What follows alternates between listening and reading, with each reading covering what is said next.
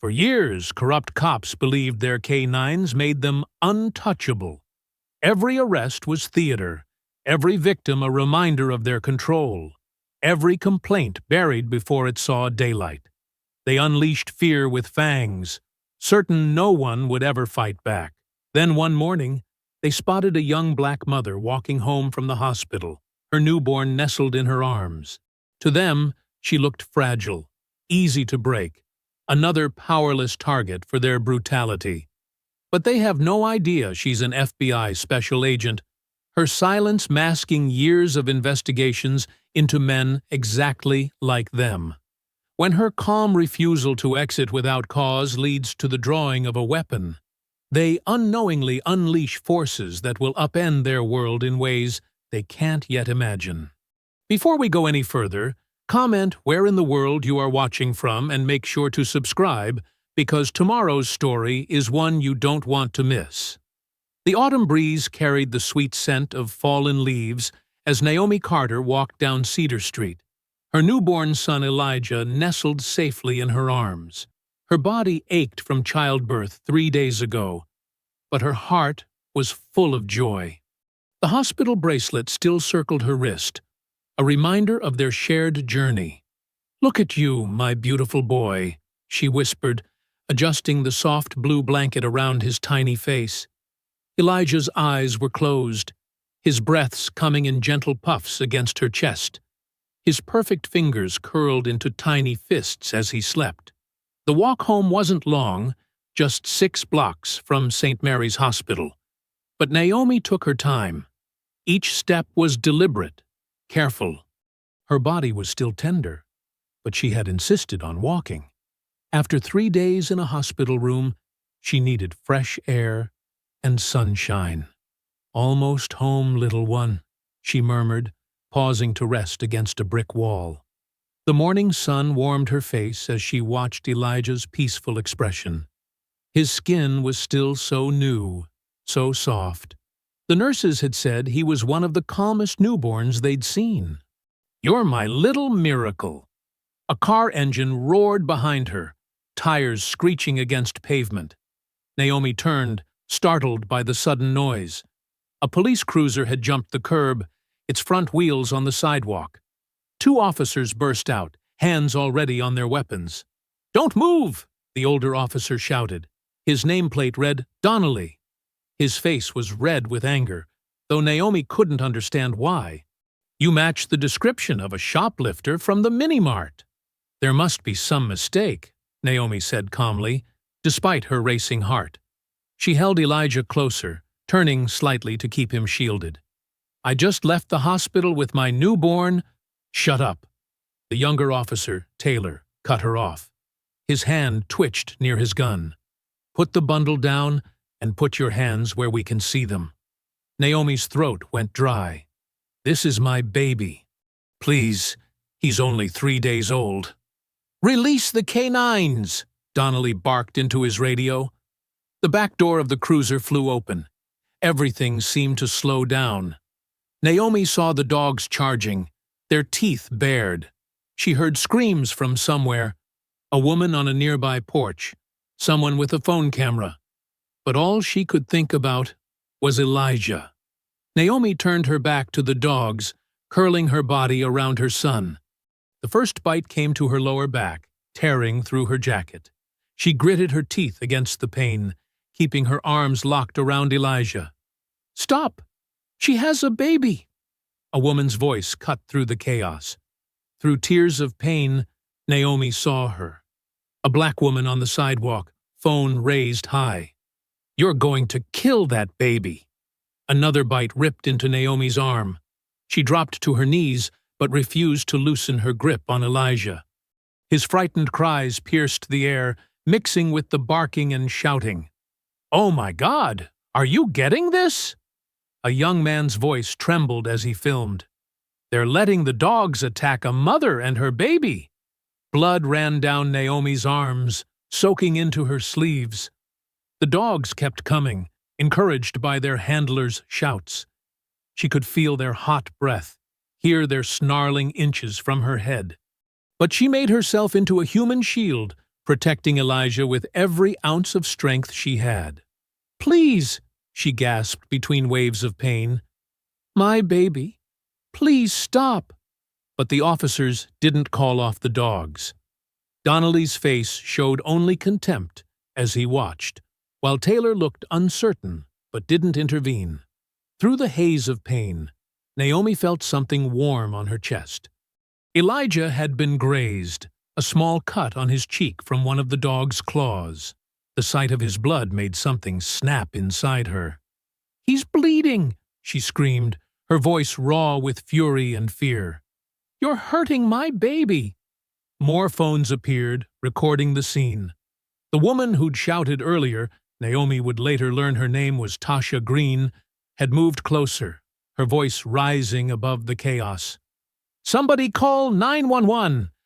Real police, not these monsters!" The college student with the phone, Eric Hall, was shaking but kept filming.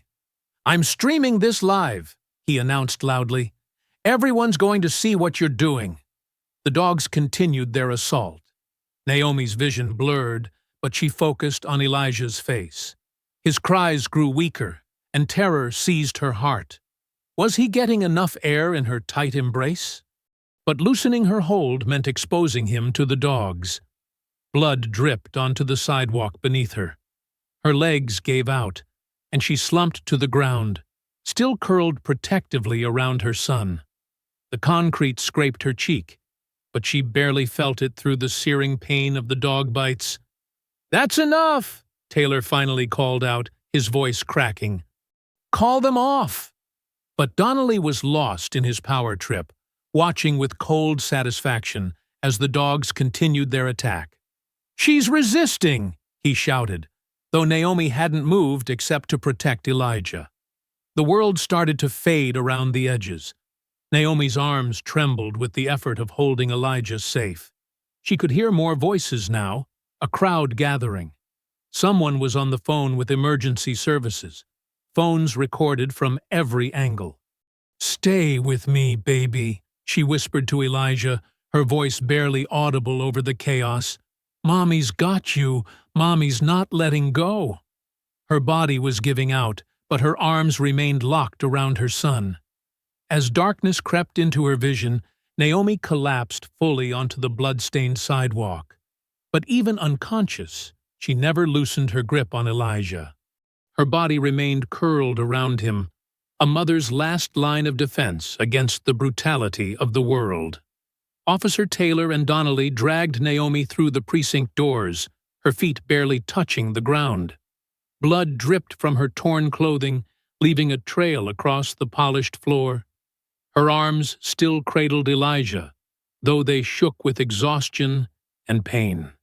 "Look what the dogs dragged in," a desk sergeant called out, prompting scattered laughter from nearby officers. The fluorescent lights buzzed overhead as they forced her toward a metal bench. Naomi's legs buckled, and she collapsed onto the cold seat. Every movement sent waves of agony through her bite-marked body. But she kept Elijah close, checking his face again.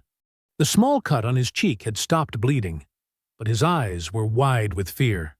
"Shh, baby," she whispered, trying to comfort him despite her own pain. "We're going to be okay."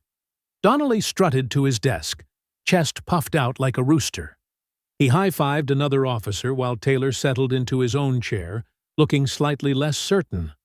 The younger cop kept glancing at Naomi's wounds, then quickly looking away. "Better get that report started," Donnelly announced loudly, cracking his knuckles over his keyboard. "Let's see. Suspect displayed aggressive behavior when approached by officers. How's that sound, Taylor?" Taylor nodded weakly. "Yeah, sure." "Oh, this is good," Donnelly continued, typing with exaggerated flair. "Subject refused multiple verbal commands and demonstrated hostile resistance, necessitating canine intervention." He looked around proudly. "That's how you cover your ass, rookie." More officers gathered around, offering suggestions for the report.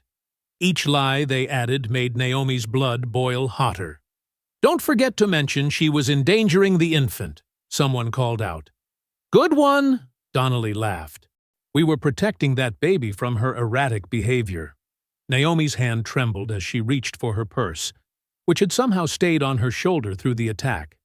The movement sent fresh pain through her ravaged arms, but she kept going.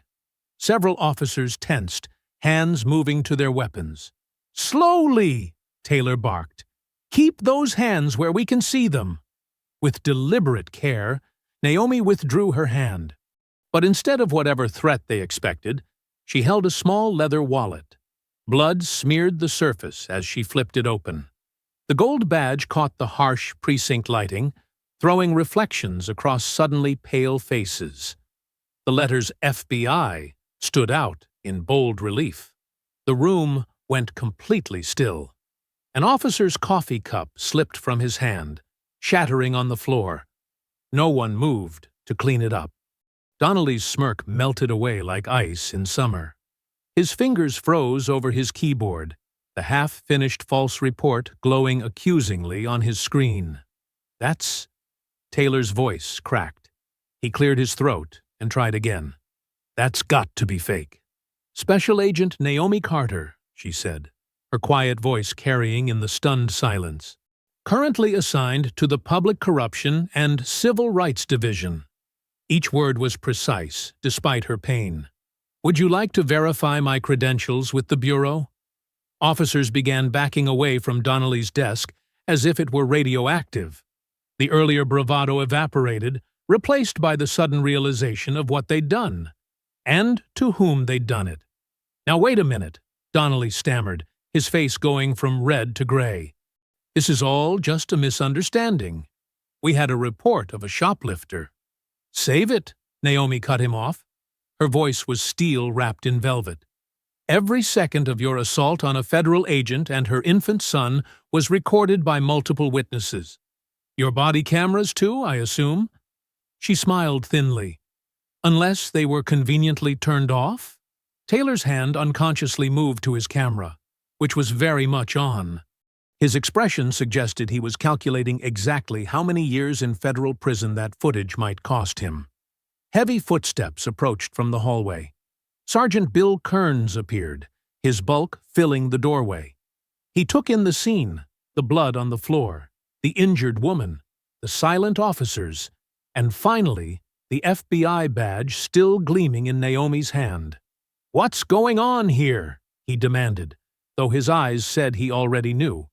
The slight tremor in his usually commanding voice betrayed his understanding of just how bad this was. "Sergeant Kearns," Naomi acknowledged him with a slight nod. "Your officers just unleashed K-9 units on a federal agent without warning, cause, or provocation. They allowed the dogs to continue attacking even after seeing I was protecting an infant." She shifted Elijah gently, showing the cut on his cheek. "They injured my 3-day-old son." Kearns's jaw clenched. He was already seeing the headlines, the lawsuits, the federal investigation that would tear his precinct apart. "I'm sure we can handle this professionally," he began, reaching for his practiced diplomatic tone. "These things are always more complicated than they appear."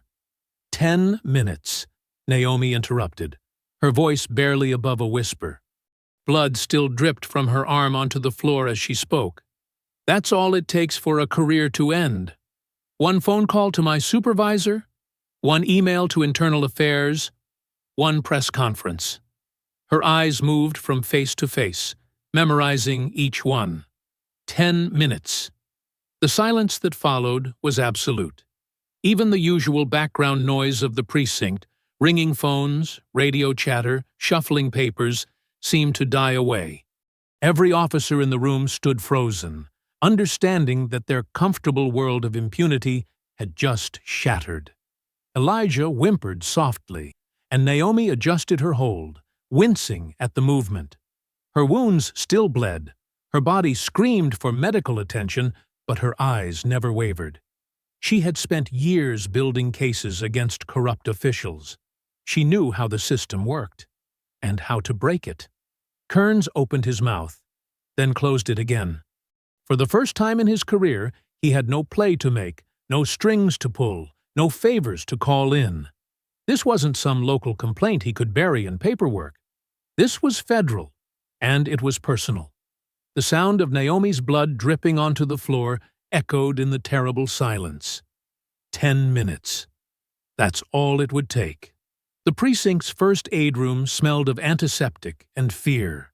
A paramedic carefully cleaned the deep puncture wounds on Naomi's arms, while she sat on an examination table, still holding Elijah close, despite the medic's gentle attempts to take him for examination. "Ma'am, we really should check the baby thoroughly," the paramedic, Sarah, said softly. Her kind eyes showed genuine concern, unlike the hostile stares from the officers outside. "I'll hold him while you do it," Naomi replied firmly. Her FBI training had taught her to trust no one, especially not here. Not now. She shifted Elijah slightly so Sarah could examine him, revealing the angry red scratch on his perfect cheek. Sarah dabbed the cut with antiseptic and applied a tiny butterfly bandage. "He's lucky it wasn't worse," she murmured, her hands gentle but her voice tight with controlled anger. "Those dogs—" "Yeah," Naomi said shortly. She didn't want to think about how close it had been. If she'd been a fraction slower in covering Elijah— The door burst open, and Daniel Carter rushed in, his face ashen. "Naomi! Oh, God! Naomi!" He crossed the room in 2 strides, carefully embracing his wife and son while trying to avoid her injuries. His eyes widened at the sight of the deep bites being cleaned and bandaged. "I'm okay," Naomi assured him, though her voice shook slightly. It was harder to maintain her professional facade with Daniel here. "We're both okay." Daniel touched the bandage on Elijah's cheek with trembling fingers. "They said there was a police incident. But this—" His teacher's vocabulary failed him. "How could they—" "Sir, please step back while I finish these bandages," Sarah interrupted professionally, though not unkindly. She continued cleaning and wrapping Naomi's wounds, documenting each injury with clinical precision. Through the partially open door, they could hear voices in the hallway. Sergeant Kearns was speaking in urgent, hushed tones to Officers Donnelly and Taylor. "Wasn't supposed to be there," Kearns whispered harshly. "The schedule showed—" Naomi's head snapped up, her FBI instincts suddenly screaming. "The schedule? What schedule?" She caught Daniel's eye, and he nodded slightly. He'd heard it too. The whispered conversation cut off abruptly as quick footsteps approached. A woman in a sharp business suit strode into the room, her heels clicking authoritatively on the linoleum. "I'm Carla Mendez, civil rights attorney," she announced, her dark eyes taking in the scene with professional fury. "And this is absolutely unacceptable." Carla moved to Naomi's side, her presence somehow filling the small room. "I want all injury documentation sent to my office immediately," she ordered Sarah, who nodded. "And I need to see the body camera footage right now." "The footage isn't available," Officer Taylor said from the doorway, looking uncomfortable. "Excuse me?" Carla's voice could have frozen hell. "Technical malfunction," Taylor muttered.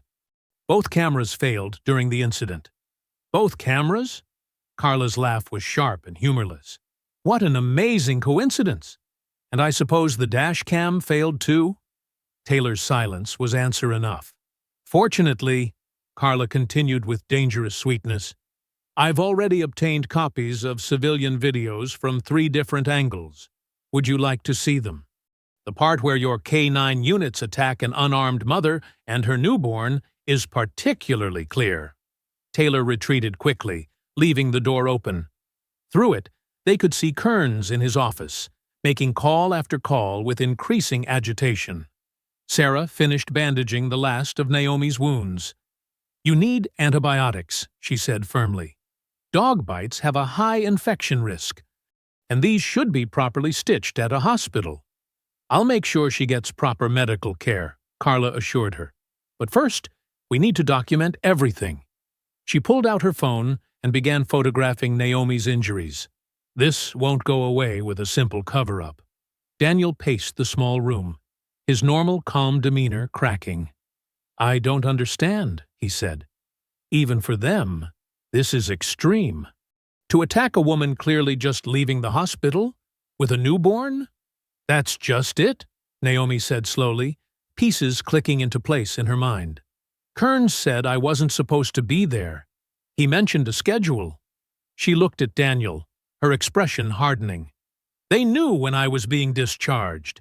They knew my route home. This wasn't random." "Are you saying—" Daniel's face paled further. "This was planned," Carla finished grimly. "But they didn't know who you were." "Or they did," Naomi countered. "And that was the point." She shifted Elijah to her other arm, wincing at the movement. "I've been investigating police corruption cases for the Bureau, several of them connected to this precinct. Through the door, they could see more officers arriving, huddling with Kearns in tense conversation. The atmosphere in the precinct had shifted from arrogant to anxious. The conveniently failed body cameras, Carla mused, the targeting of a specific time and route, the immediate attempt to craft a false narrative. She shook her head. This reeks of an inside job. Daniel moved closer to Naomi and Elijah, his protective instincts in overdrive. "We need to get you both to a real hospital," he insisted. "Somewhere safe. First, we need to—" Naomi began, but her words were cut off by a commotion outside. Several high-ranking officers had arrived, along with what appeared to be a police union lawyer. They clustered around Kearns's office, faces grim. "They're circling the wagons," Carla observed. "We should move quickly before evidence starts disappearing."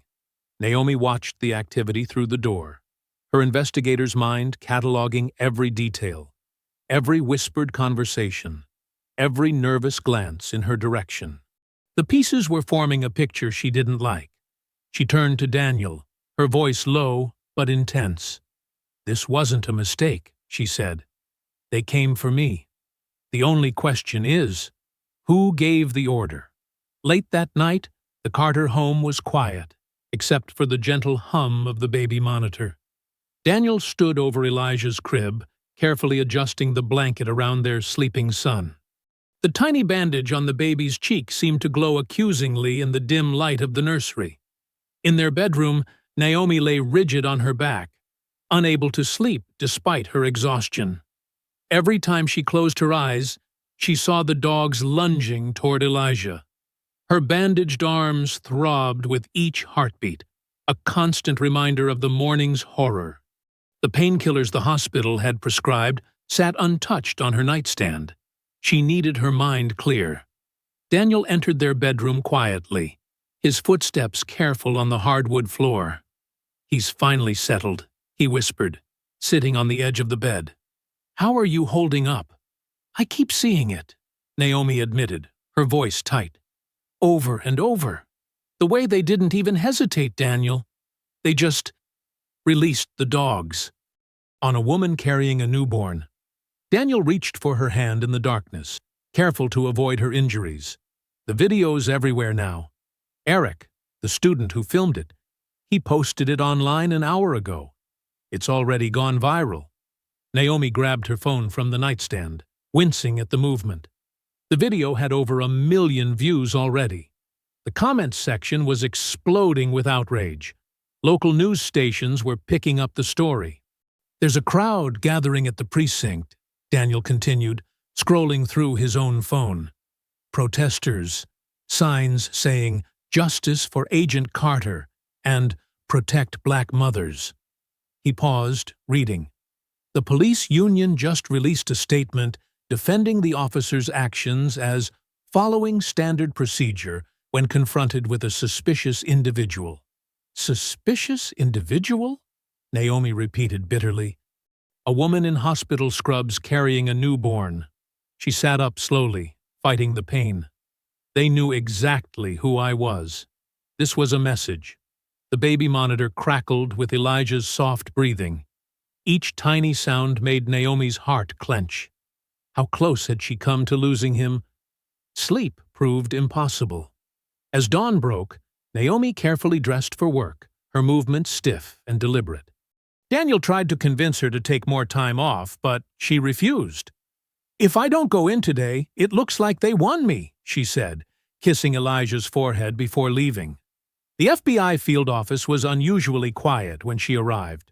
Heads turned as she walked to her desk, but quickly looked away. Conversations died as she passed. The familiar space felt suddenly hostile. Her longtime colleague, Tom Riker, approached her desk with obvious discomfort. "Naomi," he said quietly, "can we talk? Privately?"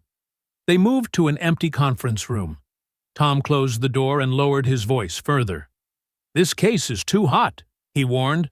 "There's pressure coming from upstairs to classify it as an unfortunate misunderstanding and move on." "Misunderstanding?" Naomi's voice was ice. "They set dogs on my baby, Tom." I know. Tom ran a hand through his hair. "But there are connections. Things bigger than a couple of racist beat cops. People are nervous about where this investigation might lead." "People inside the Bureau?" Naomi asked sharply. Tom's silence was answer enough. He wouldn't meet her eyes. "Who's blocking it, Tom?" she pressed. "Give me names." "I can't," he said. "But watch your back." "Some of the section chiefs. They're not happy about the publicity. The protests. They're calling it a powder keg." Naomi studied her friend's face. "You know something specific. What aren't you telling me?" "Just—" Tom hesitated.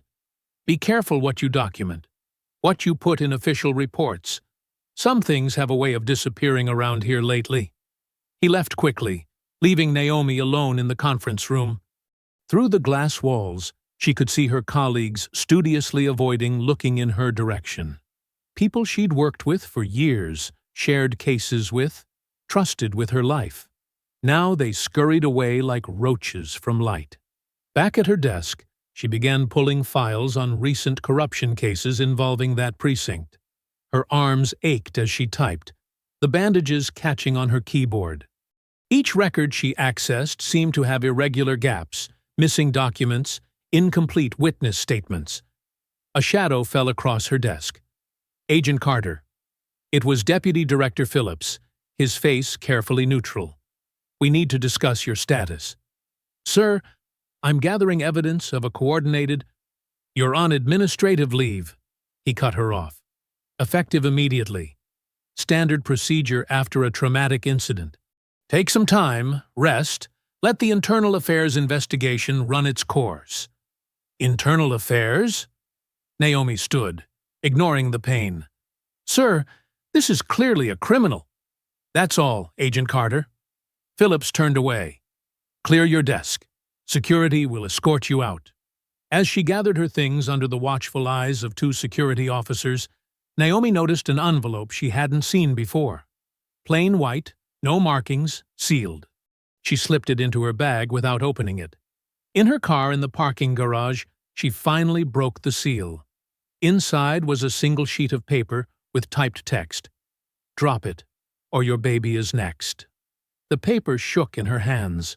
Not from fear, from rage. They had come for her son once. Now they were threatening him again. Through her windshield, she could see more protesters gathering outside the FBI building, their signs demanding accountability. News vans lined the street. Her phone buzzed constantly with messages from reporters seeking comment. The threat note crumpled in her fist. They thought threatening Elijah would make her back down. They didn't understand. Threatening her baby had just guaranteed she would burn their whole corrupt system to the ground. The next morning, Naomi sat across from Carla Mendez in the attorney's cluttered office. Sunlight filtered through Venetian blinds, casting striped shadows across the mess of case files and coffee cups on Carla's desk. Naomi's hands trembled slightly as she passed over the crumpled threat note. Carla's face darkened as she read it. "This isn't standard police intimidation," she said, turning the paper over in her hands. "The timing, the specific targeting. This reeks of someone with real power." "What do you mean?" Naomi leaned forward, wincing at the pull of her bandages. "Think about it," Carla said, reaching for a legal pad. "Local cops don't have access to your hospital discharge schedule. They don't know FBI internal procedures well enough to manipulate them. Someone higher up is orchestrating this." Naomi nodded slowly. "The deputy director put me on leave immediately, called it standard procedure after trauma." "Nothing standard about it," Carla scoffed. "They're isolating you, cutting off your access." She tapped her pen against the desk. "What cases were you working on before the attack?" "Several ongoing investigations," Naomi said. "But there's a task force looking into police corruption. Specifically, unexplained wealth among certain officers." "Start there," Carla advised. "I can request Officers Donnelly and Taylor's financial records through legal channels. It'll take time, but—" "I already have them," Naomi interrupted, pulling out her phone. "I downloaded everything I could access before they escorted me out." She pulled up the files, spreading them across Carla's desk. Together, they pored over bank statements, property records, and tax returns. Officer Donnelly's modest police salary couldn't explain his recent purchase of a vacation home in Florida. Taylor had made several large cash deposits just under the reporting threshold. "Look at this," Naomi said, pointing to a series of transactions. Both officers received payments from shell companies on the same dates. The companies trace back to offshore accounts. Carla whistled low. "This is organized, professional, way beyond what beat cops could set up themselves." Naomi pulled up another document. "I cross-referenced the shell companies. They appear in other cases, all involving officers accused of brutality or corruption. And all those cases were quietly closed by the same FBI section chief, Alan Whitford." "Whitford?" Carla's eyebrows shot up. "I've heard that name. He has a reputation for handling sensitive cases. Always seems to find a reason why charges can't stick." Naomi's fingers flew across her phone, pulling up Whitford's case history. In the past 5 years, he's closed 37 police corruption investigations.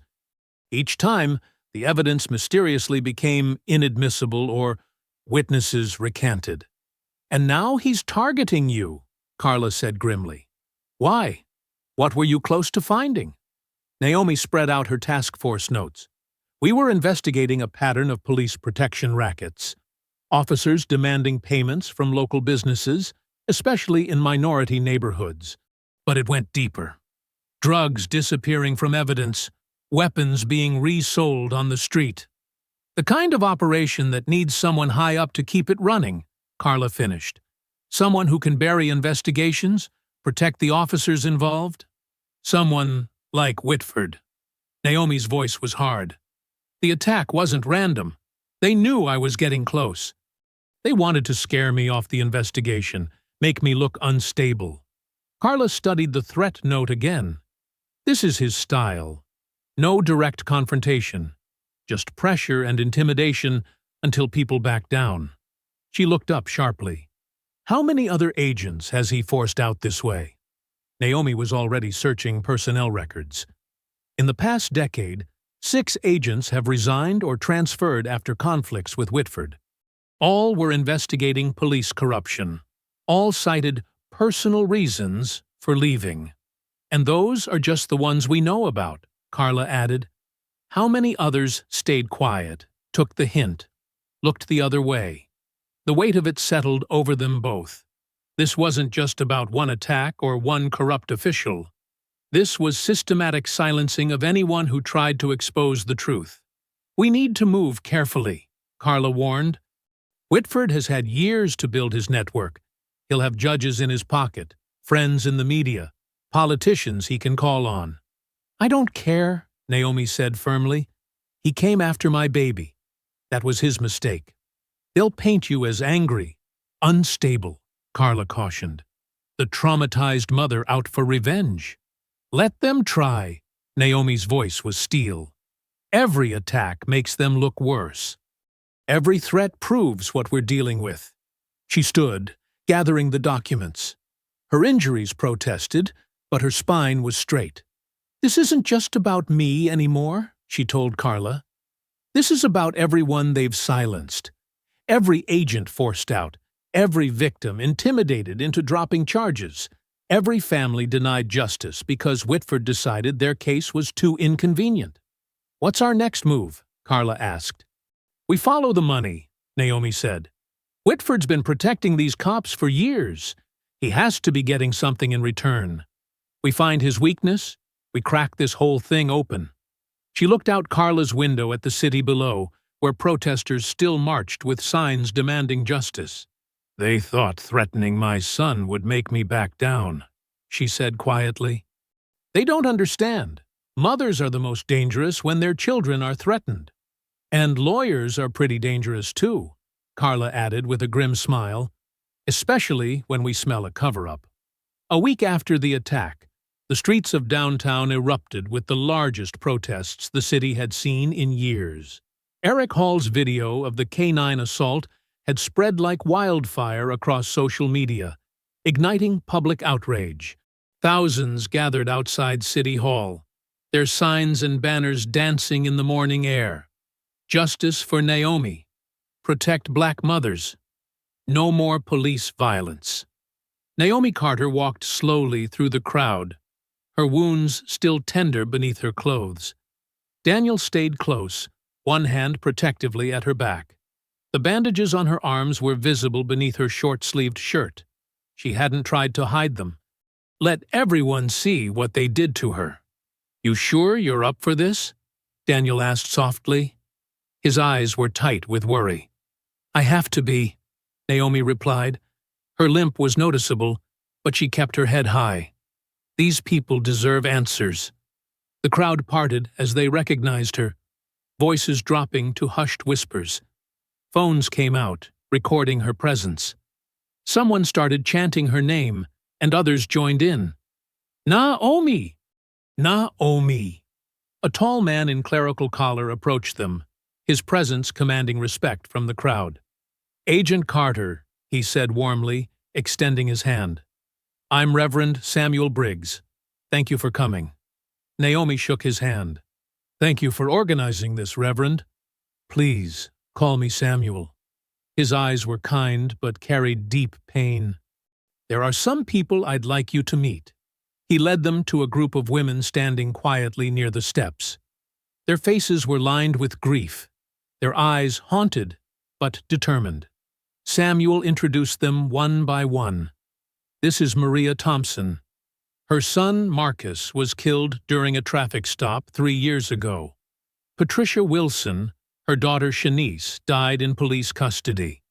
And this is Beverly Jackson, whose grandson Tyler was shot in his own backyard." Each woman hugged Naomi tightly, their shared pain creating an instant bond. Beverly touched the bandage on Naomi's arm gently. "We saw what they did to you and your baby," she said, her voice thick with emotion. "But you survived. You're fighting back. That gives us hope." Maria nodded. "They tried to bury our stories. The police, the courts, they all protected each other. But they can't bury yours." "Because you're FBI," Patricia added. "They can't paint you as a criminal or say you're lying. Your badge makes them have to listen." Naomi felt tears threatening. "I'm so sorry for your losses," she said. "What happened to your children? It wasn't right." "And what happened to me proves the system is still broken." "Tell them," Samuel encouraged, gesturing to the crowd that had gathered around them. "They need to hear your voice." Naomi looked at Daniel, who squeezed her hand supportively. Taking a deep breath, she turned to address the protesters. The pain in her legs screamed for her to sit, but she remained standing. "A week ago, I was walking home from the hospital with my newborn son," she began, her voice carrying across the hushed crowd. "I had just given birth. I was tired, sore, but so happy." She paused, steadying herself. "Then 2 police officers decided I looked suspicious. They didn't ask questions. They didn't check ID. They just released their dogs. Angry murmurs rippled through the crowd. Naomi continued, her voice growing stronger. I'm an FBI agent. I've spent my career upholding the law. But none of that mattered in that moment.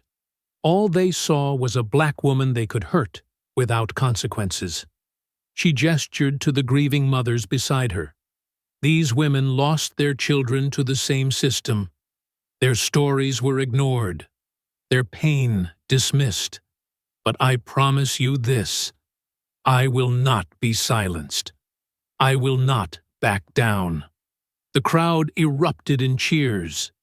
Samuel raised his hands for quiet. What do you want us to do? Someone shouted. How can we help?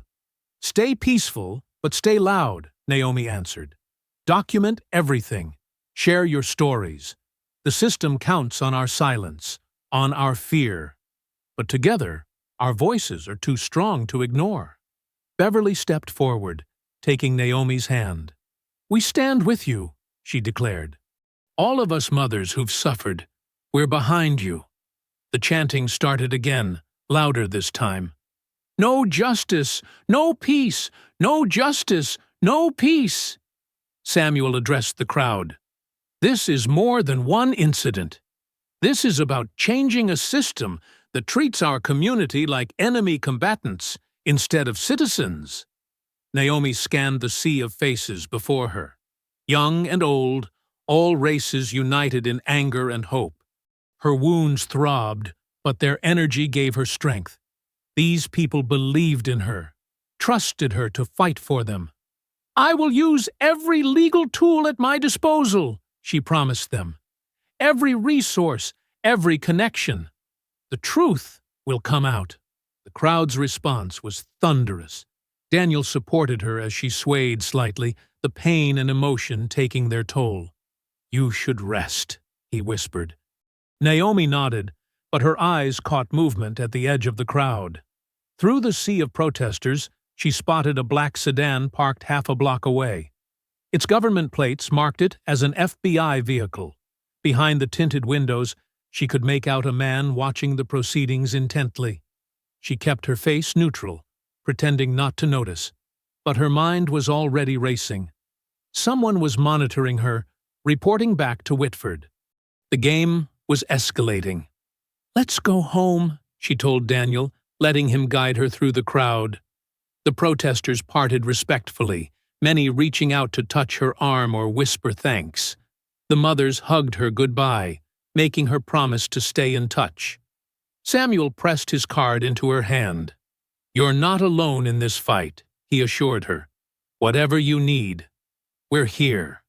Back at the FBI office, Naomi waited by Tom Riker's desk.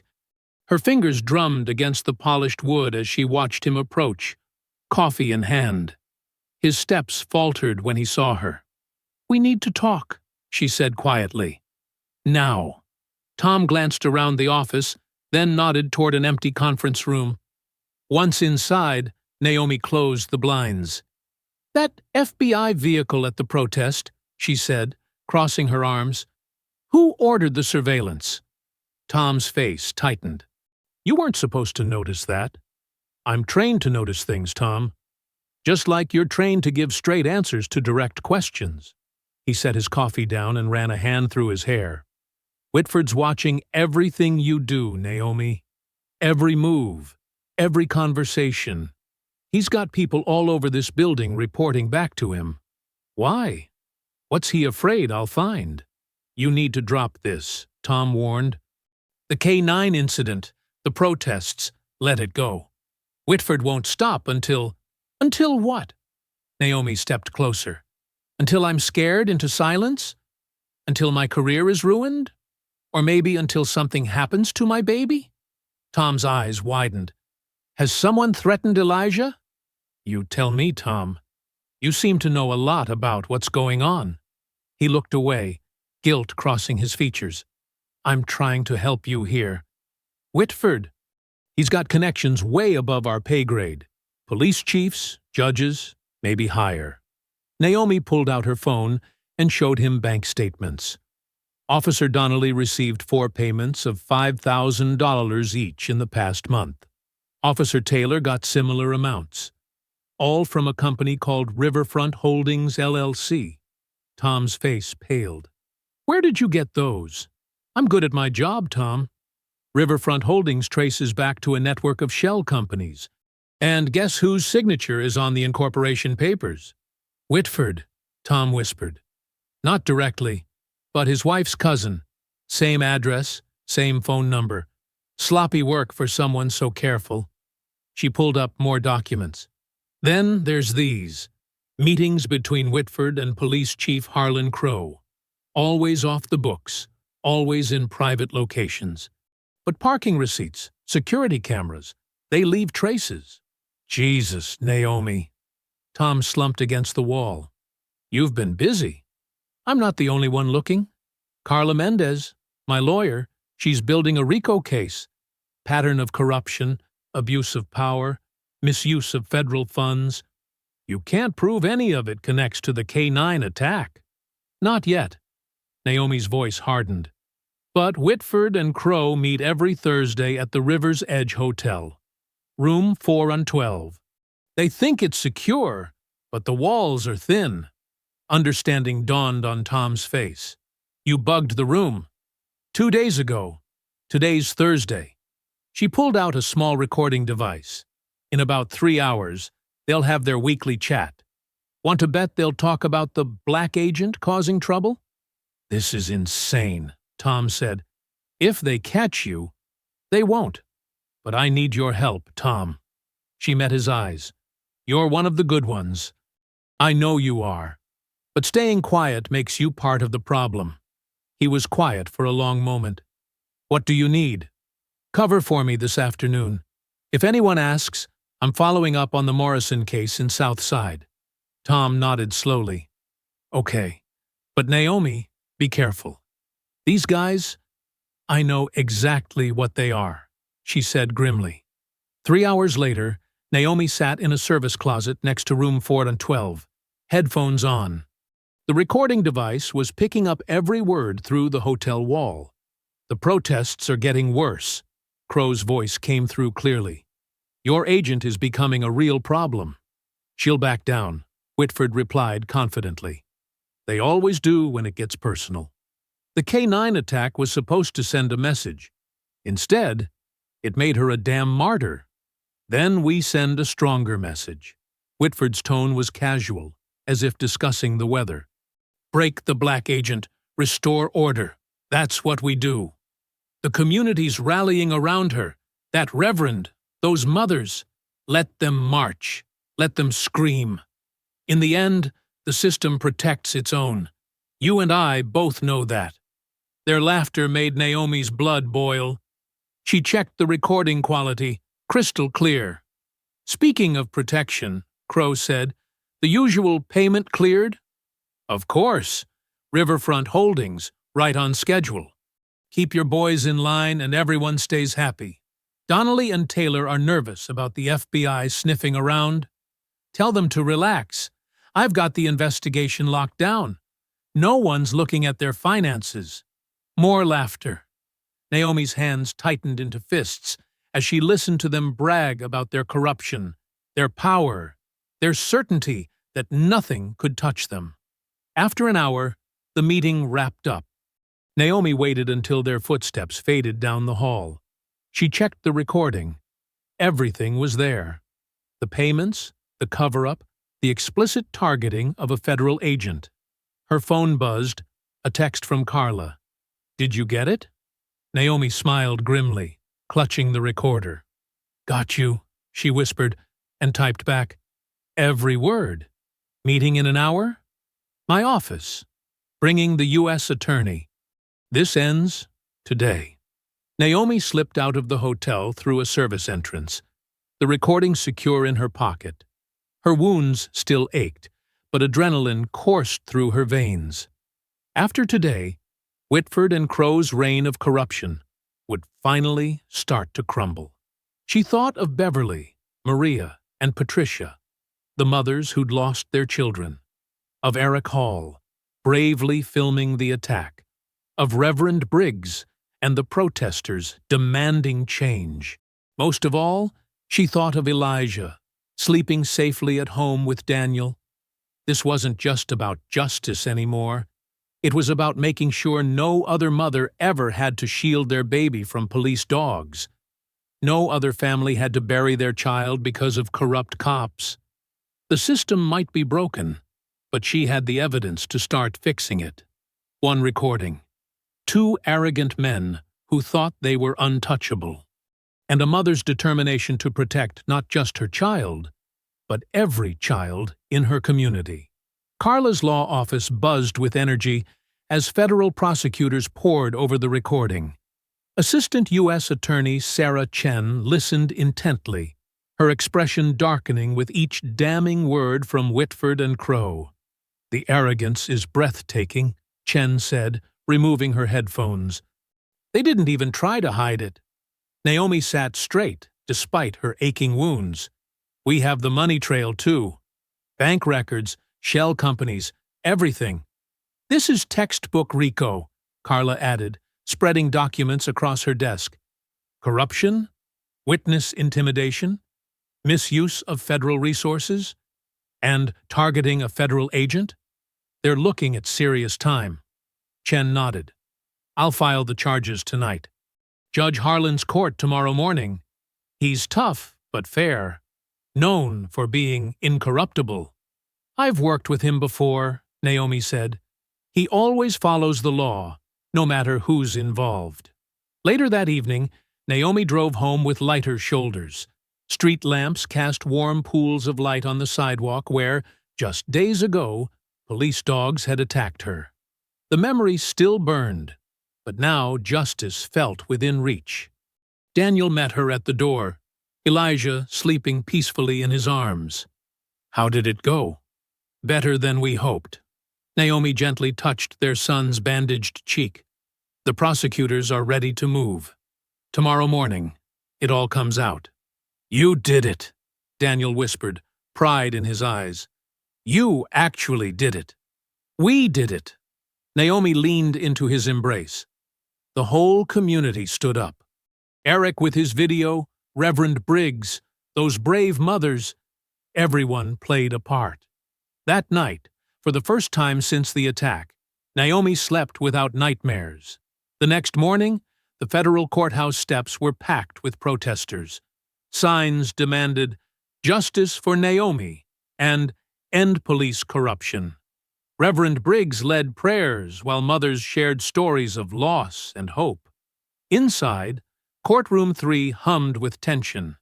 Naomi sat beside Carla, back straight, eyes forward. Across the aisle, Whitford lounged casually, as if attending a minor traffic hearing instead of facing federal charges. Judge Raymond Harlan entered, his black robes flowing. His stern face showed no emotion as Chen presented the evidence. "Your Honor, this recording clearly shows Section Chief Whitford and Police Chief Crow discussing illegal payments, obstruction of justice, and the deliberate targeting of Special Agent Carter." Harlan listened to portions of the tape, his expression unreadable. Naomi noticed him glancing frequently at Whitford, but assumed he was gauging the defendant's reactions. Then something shifted in the judge's demeanor. "Ms. Chen," he interrupted, "how exactly was this recording obtained?" "Through standard investigative techniques, Your Honor. Agent Carter. Was Agent Carter authorized to place recording devices in a private hotel room?" Chen faltered. "The circumstances. Did she have a warrant?" Harlan's voice sharpened. "Given the imminent threat and ongoing criminal conspiracy." "Yes or no, Counselor?" Chen straightened. "No, Your Honor. But under Federal Statute 18 U.S.C. 2511, recording is permitted when—" "I'm familiar with the statute." Harlan's tone grew cold. "I'm also familiar with the Fourth Amendment. This recording was obtained illegally, without proper authorization or judicial oversight." Carla shot to her feet. "Your Honor, the evidence of corruption is clear. The bank records alone were discovered as a direct result of the illegal recording." Harlan cut her off. "Fruit of the poisonous tree, Counselor. You know better." The gallery erupted in angry murmurs. Outside, the protesters' chants grew louder. "Your Honor," Chen tried again, "given the serious nature of these allegations, the serious nature makes proper procedure more important, not less."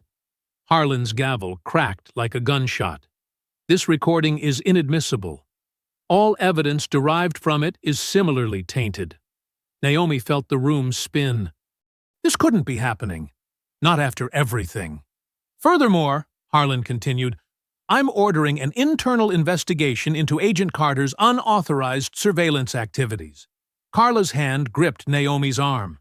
"Your Honor, Agent Carter was protecting herself and her child from—" "From what, exactly?" Harlan's eyes were ice. "All I see is a federal agent conducting illegal wiretaps based on unsubstantiated suspicions. This case is dismissed." The gavel fell again. Protesters outside screamed in rage. Naomi sat frozen, staring at the man she'd once respected, the judge she'd testified before dozens of times, whose reputation for fairness seemed unshakable. Now he wouldn't even meet her eyes. Movement caught her attention. Whitford stood slowly, straightening his expensive suit. His lips curved in a small, knowing smirk as he glanced at Harlan, then at Naomi. In that moment, she understood. The rot went deeper than she'd imagined. Harlan wasn't just following the law. He was part of their corrupt network. Every case he'd dismissed, every piece of evidence he'd suppressed. How long had he been protecting them? The protesters' chants echoed through the courthouse walls. No justice, no peace. But there would be no justice today. Not in this court. Not with this judge. Naomi met Whitford's smug gaze, her hands clenched tight enough to leave marks. All her evidence, all her work, swept away with a few words from a corrupt judge. The system she'd trusted, the law she'd sworn to uphold, it was all tainted. Harlan swept out of the courtroom, robes billowing. Whitford's smirk widened as he collected his briefcase, victory written in every casual movement. Naomi could only stare, the weight of betrayal pressing down like a physical force. The judge she'd trusted had just revealed his true colors, and the price of that revelation might be her entire case.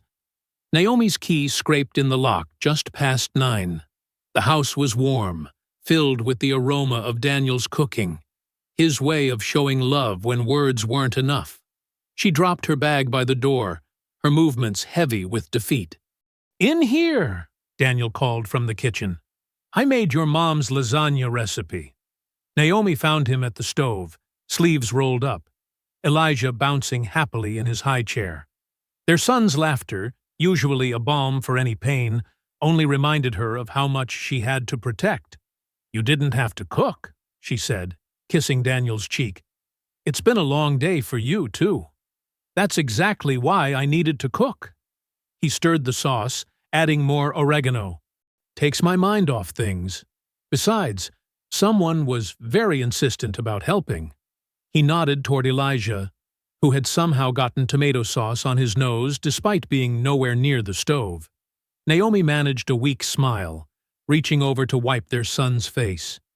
Elijah grabbed her finger, his tiny grip strong and trusting.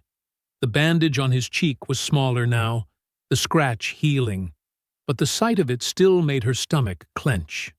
"Want to talk about it?" Daniel asked quietly. "Not yet." Naomi sank into a kitchen chair. "Just need to process. The judge, I trusted him, Daniel. I testified in his court dozens of times. And now, here." Daniel set a glass of wine in front of her. "Food first, strategy later." They ate slowly, trying to maintain a sense of normalcy. Daniel talked about his students' history projects, about the community garden he was planning for the school. Elijah babbled and played with his food, occasional giggles piercing the heavy atmosphere. "Look at him," Daniel said softly. "He has no idea the world's not perfect." "I want to keep it that way," Naomi whispered. "But after today, I don't know if I can protect him from any of this. Hey! Daniel reached across the table, squeezing her hand. You're not alone in this. We protect him together. After dinner, they settled into their evening routine. Daniel gave Elijah his bath, while Naomi cleaned up, the mundane tasks helping to quiet her racing thoughts. She could hear splashing and Daniel's playful voice. No, buddy, the rubber duck stays in the tub. By 10, Elijah was asleep in his crib, tiny chest rising and falling peacefully. Naomi stood watching him, memorizing every detail of his face. Daniel wrapped his arms around her waist, resting his chin on her shoulder. Come to bed, he murmured. You need rest. The crash downstairs shattered the quiet. Naomi's FBI training kicked in instantly. Get Elijah, she hissed, already moving. She grabbed her backup weapon from the bedroom safe as heavy footsteps thundered up the stairs. Daniel scooped up their son, who started crying at the sudden movement. Naomi positioned herself in the hallway, gun raised. Federal agent! Stop where you are! Two shadows appeared at the top of the stairs. The first lunged at her with something metallic, a pipe or crowbar. Naomi fired a warning shot into the ceiling, but the intruder kept coming. She dropped and swept his legs, sending him crashing into the wall. The second attacker tried to circle around her. Daniel shouted from Elijah's room, Stay back! Naomi drove her elbow into the first man's solar plexus, then spun to face the second. He was bigger, wearing dark clothes and a ski mask. He swung at her head. She ducked, ramming her shoulder into his stomach. They crashed into the hallway table. Photos shattered. The first attacker was getting up. Naomi kicked his knee, heard something crack. He screamed. The second man broke free and ran, not toward the stairs, but toward Elijah's room. No! Naomi's scream was primal. She fired again, grazing his shoulder. He stumbled, but kept going. Daniel appeared in the doorway, still holding Elijah. He swung the solid oak changing table at the intruder's head. It connected with a sickening crack. The man dropped. Sirens wailed in the distance. The first attacker dragged himself to the stairs, leaving a trail of blood from his knee. Naomi kept her gun trained on him as he half fell down the steps. Daniel? Her voice shook. Elijah! We're okay. Daniel's voice was steady, but she could hear his rapid breathing. We're okay, baby. Look at Mama, Elijah. See? Mama's here. Naomi turned to check on them and froze. Elijah's crib was overturned, the mattress spilling onto the floor. A hunting knife stuck out of the wooden frame, embedded deep where her son's head had been minutes before. A note was pinned beneath it, the paper stark white against the dark wood. Last warning. The second attacker groaned, starting to stir. Naomi kicked his gun away and cuffed him with her backup set. Her hands were steady, but fury burned through her veins like acid. Red and blue lights flooded the street. Car doors slammed. Footsteps pounded up the stairs as local police responded to the shots fired. Naomi barely heard their questions. She stood in Elijah's room, staring at the knife, while crime scene techs photographed everything. Daniel sat in the rocking chair, their son finally asleep against his chest. They'd come into her home. They'd threatened her baby. Agent Carter? One of the officers approached cautiously. We need your statement. Naomi turned slowly, her voice ice cold. Book them on attempted murder of a federal agent, breaking and entering, assault with a deadly weapon, and attempted infanticide. I want their prints, DNA, everything. And get me FBI Assistant Director Marcus on the phone. Now. She crossed to Daniel, touching Elijah's curls with trembling fingers. Their son shifted in his sleep, completely unaware of how close it had been. Daniel caught her hand, squeezing tight. They're not going to stop, he whispered. No. Naomi's jaw clenched. But neither am I. They want war? Then I'll give them war. The knife glinted in the crime scene lights, a metallic promise of what these men, and the corrupt system behind them, were willing to do. But they'd made a fatal mistake. They'd threatened her child, and there was nothing more dangerous than a mother protecting her baby. The basement of Bethel AME Church smelled of old hymnals and coffee. Reverend Briggs had converted the Sunday school room into a makeshift bedroom, with cots for Naomi, Daniel, and a portable crib for Elijah. It wasn't home, but it was safe. "The Lord's house is your sanctuary for as long as you need it," Reverend Briggs said, setting down a fresh pot of coffee. His deep voice carried the weight of decades fighting injustice. "These walls have sheltered many who stood against evil." Carla Mendez sat at the folding table, legal papers spread before her. She hadn't slept either, her normally pristine suit wrinkled from hours of work. The attack changes everything. "We can file federal charges now. They'll bury those too." Naomi paced, her boots echoing on the concrete floor. Every few steps, she glanced at Elijah, sleeping in his crib. Daniel had finally dozed off on one of the cots, but she couldn't rest. "Harlan proved the system's rigged. Then we go bigger." Carla shuffled through her notes. The judge's ruling was completely outside legal precedent. He had no grounds to suppress that recording. "Because someone's pulling his strings." Naomi stopped pacing. "The question is who?" The basement door creaked. Tom Riker appeared at the top of the stairs, looking nervous. "Can I come down?" Reverend Briggs nodded, but Naomi noticed his hand slip into his pocket, where she knew he kept a small pistol.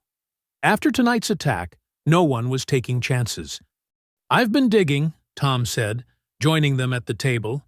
His tie was loose, dark circles under his eyes. "Following the money trail you found. It's bigger than Whitford, bigger than the department. What did you find?" Naomi leaned forward. "Judge Harlan. He's connected to Senator Gerald Maddox. They go way back. Maddox personally recommended Harlan for the federal bench 15 years ago." Carla's pen scratched rapidly across her legal pad. "The law and order senator? He's been pushing for increased police funding and harsher sentences, while protecting dirty cops," Naomi muttered. Classic misdirection. Tom pulled out his phone, showing them photos. "Harlan and Maddox meet twice a month at the Capitol Hill Club. Private dinners, no staff allowed. But look who else attended last month." Naomi's breath caught. The grainy surveillance photo showed Whitford slipping through the club's back entrance. "That's not all." Tom swiped to another image. Financial records. "Maddox chairs the Senate committee overseeing federal law enforcement budgets. Every department that's been covering up corruption. Their funding flows through his office." Reverend Briggs leaned back, his face grim. "A perfect position to control who investigates what." "The shell company paying Donnelly and Taylor," Naomi said slowly. "Can you trace it to Maddox?" "Through 6 layers of corporations, but yes." Tom handed her a document. "His wife's cousin owns the holding company that controls it. They're laundering millions, drug money, protection payments, kickbacks from evidence tampering." Carla was furiously taking notes. "We need federal warrants. Bank records, wiretaps, those go through Harlan's court," Naomi cut in. "He'll warn them. Then we build it piece by piece." Carla's eyes blazed with determination. "Start with the attack tonight. Those men will talk to save themselves. If they live that long." Naomi's hand drifted to her gun. "Maddox has resources. Prison accidents happen." The room fell silent except for Elijah's soft breathing.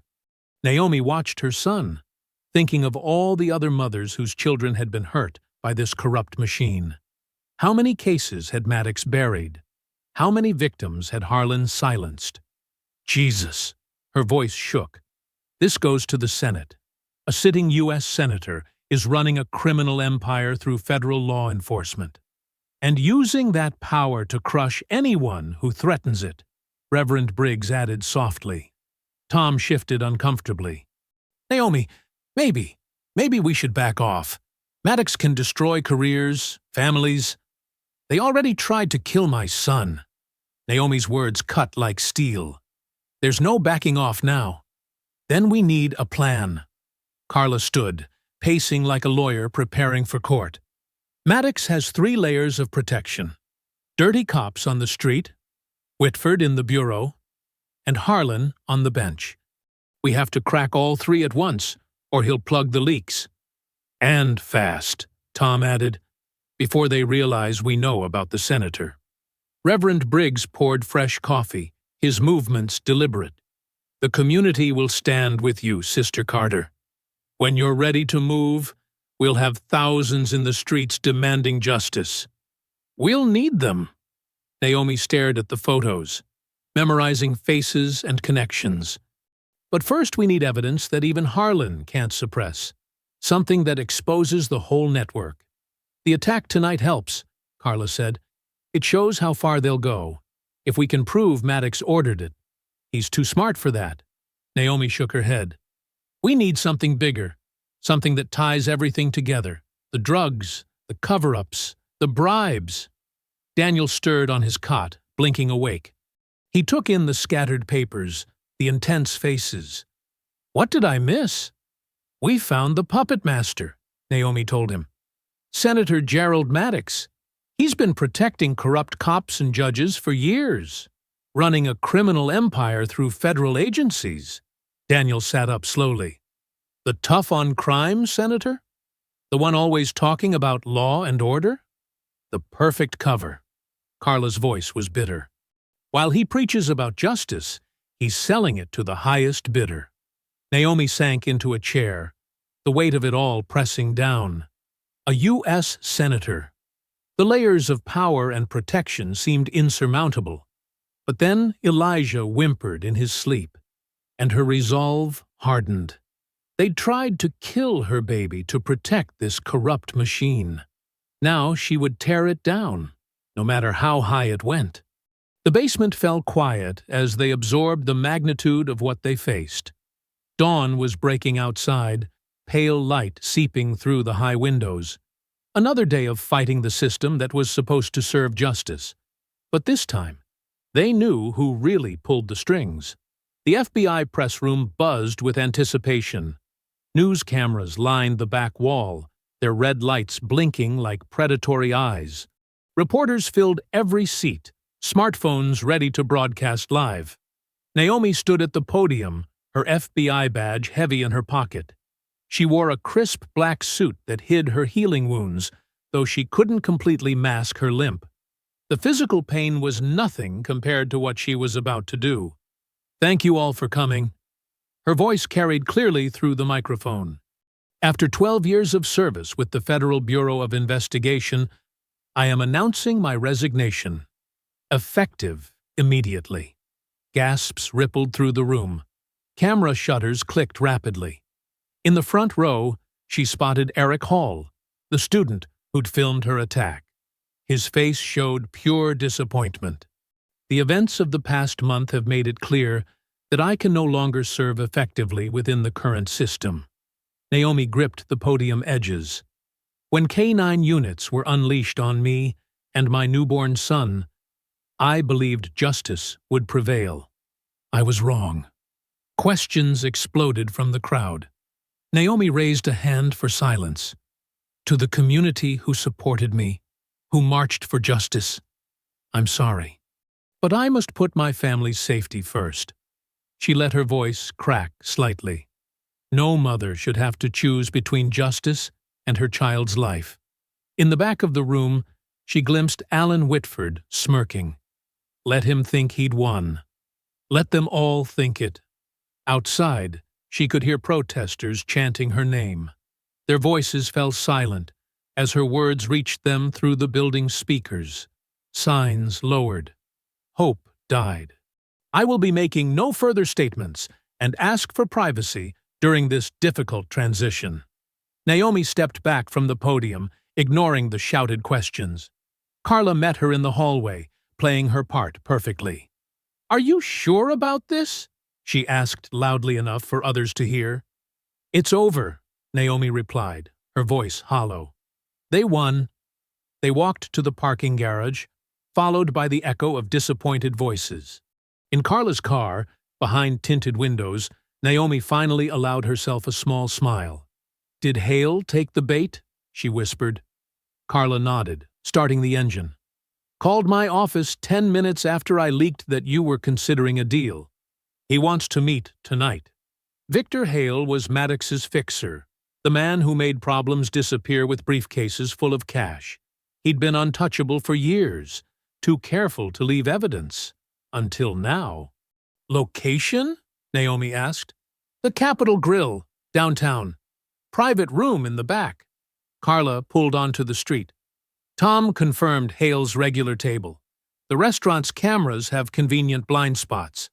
"Perfect." Naomi touched the small recorder hidden in her blazer. "How much is my silence worth to them?" Hale wouldn't say over the phone. But he mentioned retirement money. They drove in silence, passing groups of dejected protesters heading home. Naomi's heart ached, seeing their lost expressions, but it would be worth it. Sometimes you had to appear to break before you could break your enemies. The Capitol Grill was old-school Washington power. Dark wood, brass fixtures, and private booths, where deals were made over aged whiskey. The maitre d' led them to a secluded room in the back, heavy curtains blocking the view from the main dining area. Victor Hale waited alone, his silver hair immaculate, Rolex glinting as he stood to greet them. "Agent Carter, or should I say, Ms. Carter now." "Just Naomi is fine." She shook his hand, noting his expensive suit, his practiced smile. The smile of a man who bought and sold justice like commodities. "Please, sit." He gestured to the leather chairs. "I took the liberty of ordering wine, a 2015 Bordeaux. I believe you'll appreciate it. I don't drink with strangers, Mr. Hale." His smile widened. "Direct. I like that." He sat, adjusting his cuffs. "Let's be equally direct, then. You've had a difficult month. My associates would like to ensure your future comfort in exchange for your discretion." "Discretion about what exactly?" Naomi leaned forward. The recorder pressed against her ribs. "Your accusations against certain officers, your theories about internal corruption, the alleged connection to Judge Harlan." Hale sipped his wine. "All of it needs to go away. Permanently. And if it does?" He opened his briefcase, removed a document. "A consulting position with a private security firm. Very generous salary. Full benefits. Plus a signing bonus to help with any medical expenses you've incurred." Naomi studied the contract. "This is a lot of money to keep someone quiet. Consider it compensation for your dedicated service." Hale's voice was smooth as the wine. "You have a young son to think about. His future education. His safety." The threat was subtle, but clear. Naomi felt her anger rise but kept her face neutral. "And my evidence?" "All copies handed over, of course, including anything your lawyer might have tucked away." He glanced at Carla. "We know about the recording you tried to submit in court. That needs to disappear. You seem very concerned about that recording." Hale smiled thinly. "Let's say certain conversations were not meant for public consumption. Chief Whitford was indiscreet, and Senator Maddox wouldn't want his name connected to any of this." The smile vanished. "I never mentioned the senator." "You didn't have to." Naomi pulled out a pen. "I'm not stupid, Mr. Hale. I know who really runs things in this town." He studied her for a long moment. "You're either very brave or very foolish to say that name." "I'm just being direct. Like you said." She tapped the contract. "So this buys my complete silence? About everything I've learned?" "Everything."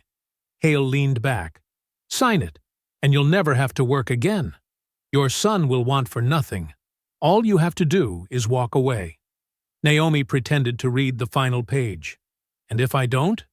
Then accidents happen. To careers, to reputations." His voice hardened. to children. She forced her hand not to shake as she signed. The recorder caught every word, every threat. Hale's smile returned as he took the contract. "Welcome to early retirement, Miss Carter." He extended his hand.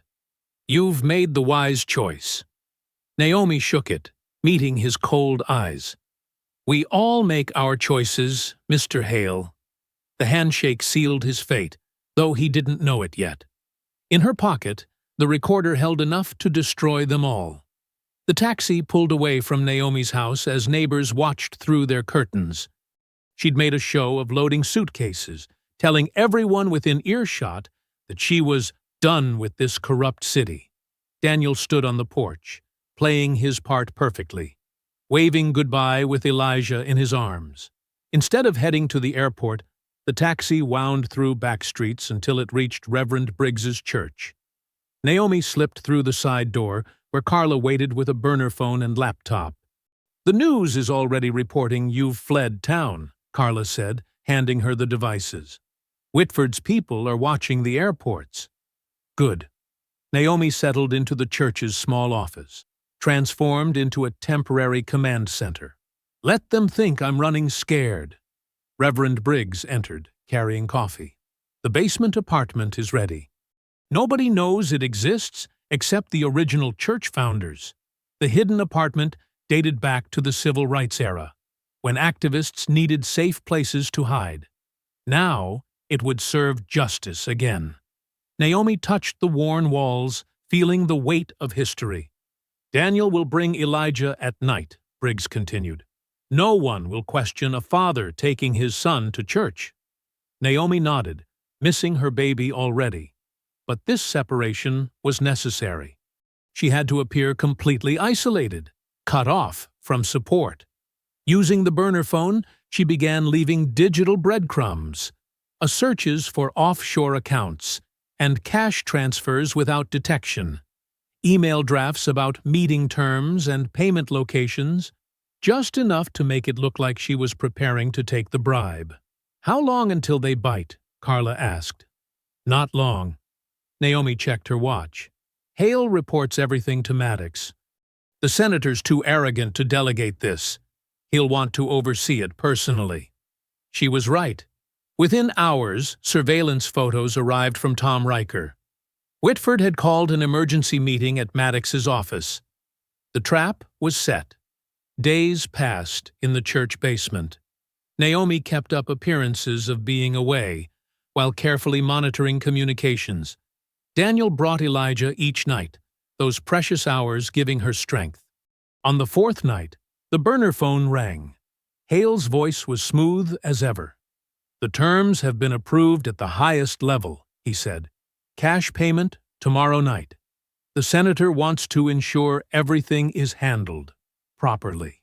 "Where?" Naomi asked. "The Mayflower Hotel. Presidential suite. Come alone." "Perfect." The Mayflower's security cameras covered every angle. And the presidential suite's antique mirrors would make excellent recording spots. Naomi spent the next day preparing with Carla. They planted microscopic cameras and recorders throughout her clothing. Every word would be captured from multiple angles. "Remember," Carla warned, "once they hand over the cash, they're committed. That's when they'll be most dangerous." "I'm counting on it." Naomi checked her hidden weapons. "They'll want to gloat. Men like Maddox can't help themselves." Evening fell over D.C. like a heavy curtain. Naomi took a circuitous route to the Mayflower, watching for tails. The hotel's elegant lobby was nearly empty when she arrived. The presidential suite took up half the top floor. Two armed men in suits flanked the door. Private security, not police or federal agents. They patted her down but missed the well-concealed recording devices. Inside, Senator Maddox sat like a king holding court. Whitford stood at his right hand, while Hale lounged on a leather sofa. A silver briefcase rested on the coffee table. "Ms. Carter." Maddox's voice dripped with false warmth. "I'm so pleased we could resolve this unfortunate situation." "Senator." Naomi kept her voice neutral. I didn't expect you to handle this personally. Some matters require a personal touch. He gestured to the briefcase. Shall we? Hale opened it, revealing neat stacks of $100 bills. 2 million, as agreed. Tax-free, of course. Of course. Naomi forced herself to smile. And this buys your complete protection? It buys your complete silence, Whitford corrected sharply. About everything. Alan, Maddox chided. Let's be civilized. Ms. Carter understands the arrangement. Don't you, my dear? I understand perfectly. Naomi touched the money. This covers the K9 attack, the cover-up, Judge Harlan's ruling, and any other theories you might have developed. Maddox finished smoothly. Consider it a retirement package, in exchange for your discretion. Whitford pulled out documents. Sign these first. Non-disclosure agreements, very thorough. Naomi took the pen, making sure her recorders caught every word. And if I ever change my mind? Then the world is a dangerous place. Maddox's smile turned cold. Accidents happen. To former agents, to their families, to their infant sons. Are you threatening my baby, Senator? I'm merely stating facts. Like the fact that your son's daycare has very limited security, or that your husband's school parking lot is quite dark at night. The recorders caught it all. The threat, the menace in his voice, the casual way he endangered a child. Sign, Whitford commanded. Naomi signed, her hand steady. Each signature captured another federal crime. Conspiracy. Witness tampering. Extortion. Welcome to the private sector, Maddox said, pushing the briefcase toward her. I trust we'll never see each other again. No, Senator. Naomi stood, lifting the case. You won't see me coming at all. She left the suite, keeping her pace measured. In the elevator, she whispered into her hidden recorder, Got every last one of you. The evidence was perfect. Multiple recordings of Maddox himself threatening violence. Whitford on tape facilitating bribes. The money itself, marked and traced. Their own arrogance had finally brought them down. Tomorrow, everything would explode. But tonight, she'd let them celebrate their imagined victory. Let them drink expensive whiskey and congratulate themselves on silencing another voice. They didn't know that their own words had just destroyed them, that their threats and bribes were already being processed as evidence, that their empire of corruption was hours away from crumbling. Naomi stepped into the night, the briefcase heavy with their guilt. Justice had been delayed, but it could no longer be denied. The National Press Club buzzed with anticipation. Hundreds of reporters packed the main ballroom, cameras ready, laptops open. The room hadn't been this full since the Watergate hearings. Reverend Briggs stepped to the podium, his presence commanding immediate silence. Behind him, a massive screen dominated the wall. The air felt electric with tension. Today, we witness what one woman's courage can accomplish, Briggs began, his deep voice filling every corner. When they attacked her, they thought she would break. When they threatened her child, they expected her to run. When they offered millions for her silence, they believed she would sell her soul. He paused, scanning the crowd. They were wrong. Naomi emerged from the side entrance, walking tall despite her still visible scars. She wore her FBI badge prominently, a silent statement that she had never truly resigned. The room erupted in flashbulbs. Ladies and gentlemen, Briggs continued, I present to you Special Agent Naomi Carter, the woman who refused to be broken. As Naomi took the podium, her hands steady on its wooden edges, scattered applause grew into a thunderous ovation. She waited for silence before speaking. 2 months ago, I was attacked by police dogs while holding my newborn son. Her voice was clear, unwavering. That attack was no accident. It was orchestrated by powerful men who thought themselves above the law. Today, you'll hear their own words convict them. She pressed a button. The screen came to life with crystal-clear audio and video from multiple angles inside the Mayflower Hotel's presidential suite. Senator Maddox's face filled the screen, his casual threats about Naomi's baby echoing through the stunned room. Reporters frantically typed as the senator's own words exposed his corruption. The recording shifted to earlier footage. Chief Harlan Crow and Alan Whitford appeared, laughing about breaking the black agent. Their mockery of her pain drew audible gasps from the audience. "Notice the date stamps," Naomi said, pointing to the corner. "This meeting occurred hours after the K-9 attack. While I lay in the hospital, they celebrated. The evidence continued mounting." Judge Raymond Harlan appeared in a recorded phone call, assuring Whitford that he would handle the evidence situation. Bank records flashed across the screen, showing millions flowing through shell companies. Social media exploded in real time. "Justice for Naomi" and "Corruption Exposed" started trending nationwide. Reporters were already broadcasting live updates to their networks. "This conspiracy reaches from street level to the United States Senate," Naomi continued. "It encompasses police officers, federal agents, a federal judge, and a sitting U.S. senator. They built an empire of corruption, protecting criminals while punishing honest citizens." She played the final recording, Maddox authorizing the $2 million bribe, confident in his immunity. His voice filled the room. "Accidents happen. To former agents, to their families, to their infant sons." The audience erupted in outrage. Phones buzzed with breaking news alerts. Outside, crowds began gathering, drawn by the live broadcasts. "I am not their first victim," Naomi said, her voice rising. "But I will be their last." As if on cue, the screen split to show live feeds from multiple locations. FBI teams in tactical gear approached Whitford's office building. Police vehicles surrounded Maddox's mansion, lights flashing. "Federal arrest warrants were issued 20 minutes ago," Naomi announced. "Based on this evidence, a grand jury has already returned indictments for conspiracy, corruption, witness tampering, and civil rights violations."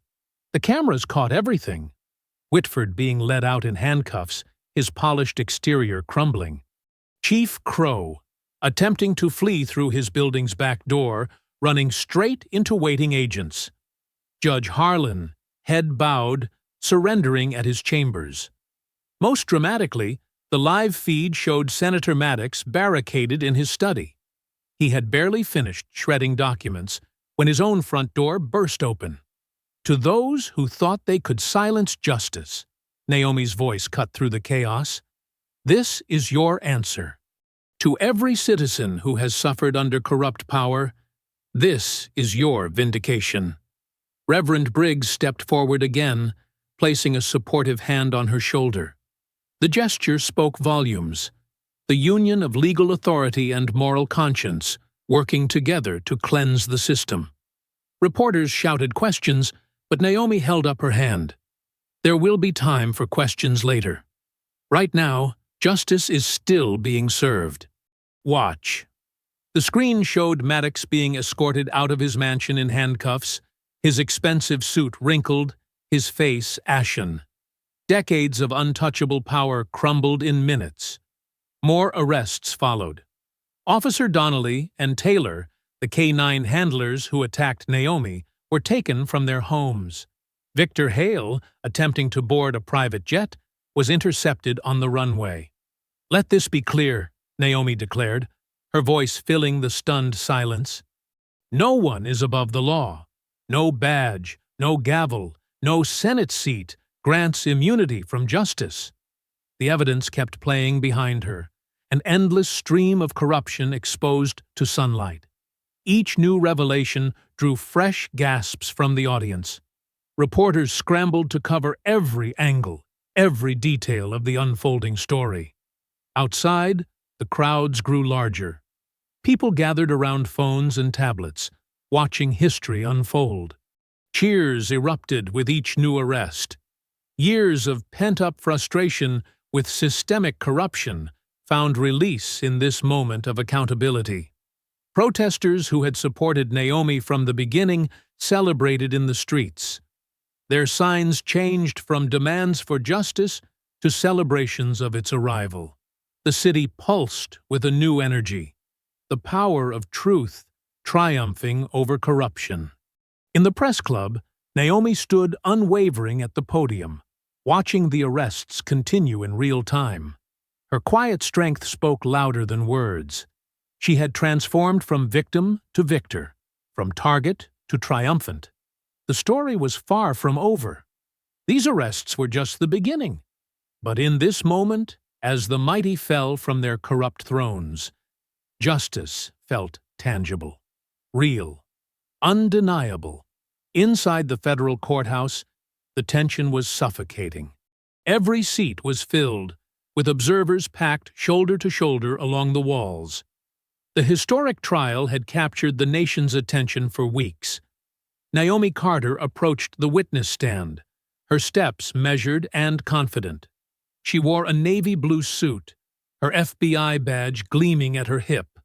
As she raised her right hand to be sworn in, her eyes swept across the defendant's table, where her former tormentors sat in prison orange. "Agent Carter," Carla Mendez began, her voice sharp and clear, "please tell the court about the events of May 15th. Naomi's testimony was devastating in its precision. She described the K-9 attack in detail that left several jurors wiping away tears. When she spoke about shielding baby Elijah, mothers in the gallery openly wept. "And this was no random encounter," Carla continued, approaching a large screen. "Show us Exhibit 27. The courtroom darkened. Security footage played, showing Donnelly and Taylor receiving instructions from Chief Crow hours before the attack. Their casual laughter as they planned the assault made several jurors visibly flinch. "They knew exactly who I was," Naomi stated, her voice steady. "They knew I was investigating corruption in their department. They wanted to send a message." Whitford shifted uncomfortably as more evidence mounted. Email chains showed his systematic protection of corrupt officers. Bank records revealed millions in bribes flowing through elaborate networks. Each new piece of evidence tightened the noose. When Carla played the recording of Whitford laughing about breaking the black agent, his composed facade finally cracked. He stared at his hands, unable to meet the jury's disgusted glares. "And what happened when you tried to report this corruption?" Carla asked. "Judge Harlan blocked every attempt," Naomi replied, turning to where the former judge sat. "He ruled evidence inadmissible, dismissed cases, buried complaints, all while taking payments from Senator Maddox's organization." The prosecution displayed Harlan's financial records. Years of suspicious deposits aligned perfectly with dismissed cases against Maddox's associates. The former judge seemed to shrink in his chair. Chief Crow's testimony came next, his arrogance finally broken.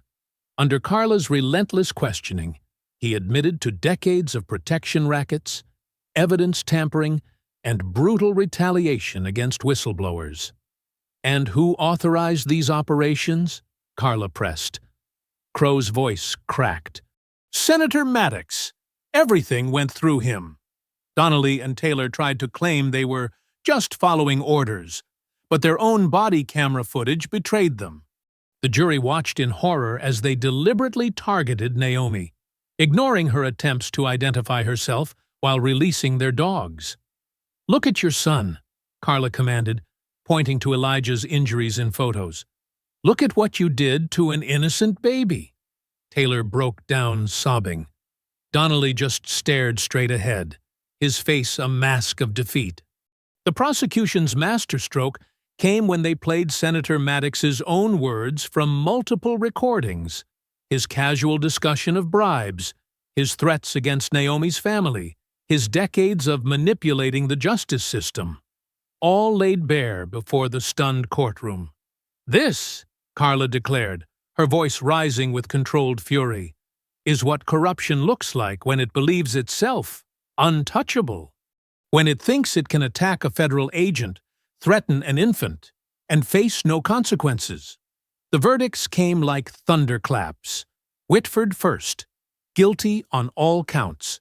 The former FBI section chief stood trembling as the judge sentenced him to 25 years. His badge was ceremonially cut in half. Chief Crow collapsed when his verdict was read. 20 years for corruption, conspiracy, and civil rights violations. As they stripped away his badge and medals, he openly wept, not from remorse, but from the reality of his fall. Donnelly and Taylor received 15 years each. Their fellow officers watched stone-faced as they were led away in chains, a warning to others who would abuse their power. Judge Harlan, having already resigned in disgrace, received 18 years. His judicial robes were replaced with prison garb, his gavel with handcuffs. But it was Senator Maddox's indictment that truly shook the system. Live cameras broadcast as the charges were read: racketeering, conspiracy, witness tampering, civil rights violations. Decades of corruption finally caught up with him. His political empire crumbled in real time. Allies rushed to distance themselves. Donors demanded their money back. His own party leadership called for his immediate resignation. Through it all, Naomi sat straight-backed in the gallery, watching justice unfold. Each guilty verdict felt like another weight lifting from her shoulders. When the final sentence was pronounced, the courtroom erupted in applause. Decades of systemic corruption had been exposed and punished. The untouchable had been touched. Outside, thousands had gathered to await the verdicts. The steps of the courthouse were a sea of supporters holding signs: "Justice for Naomi" and "No badge above the law." Carla emerged first, raising her fist in triumph. The crowd roared their approval. Then Naomi appeared in the doorway, cradling Elijah in her arms. His face was healed now, showing no traces of that terrible day. The sight of them, mother and child, standing victorious where corruption once ruled, sparked something in the crowd. It began as a whisper, then grew to a chant that echoed off the courthouse columns. "Naomi! Naomi! Naomi!" She stood at the top of the steps, Elijah secure in her embrace as the chants washed over them. This wasn't just her victory. It belonged to every victim of corrupt power, every citizen who yearned for justice, every voice that refused to be silenced. The chants grew louder, carrying across the city like a promise. The system could be cleaned, corruption could be beaten, justice could prevail. The late summer breeze carried the sweet scent of jasmine across Naomi Carter's front porch. 6 weeks had passed since the historic verdicts, and life had settled into a gentler rhythm. The setting sun painted the sky in warm oranges and pinks, casting a peaceful glow over their suburban sanctuary. Naomi sat in her favorite rocking chair, the one Daniel had surprised her with, after they brought Elijah home from the hospital.